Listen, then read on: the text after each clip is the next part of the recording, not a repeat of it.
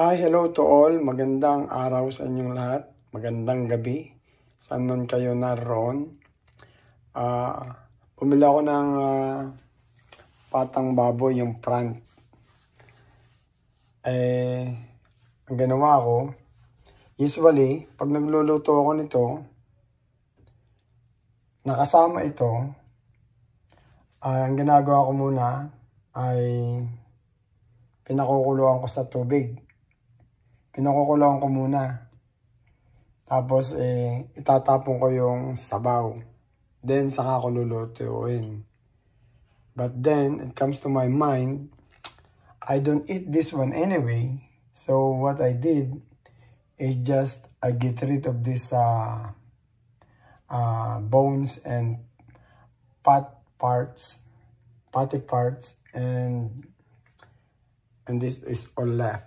This is about, there are four of them. This is 4 pieces of front ng paa ng baboy. And look at that. It's almost half is tapon.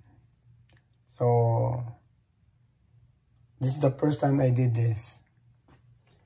And this is all I'm going to cook it as sinigang na baboy. And we'll see what will happen.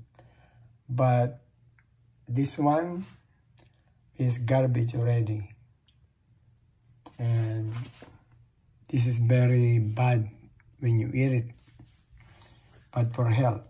So, yan lang mga kabayan. So, maybe some of you, when you cook it, you include this one.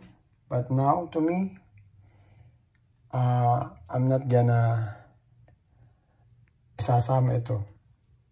So, we'll see if this becomes luto na, kung masarap siya.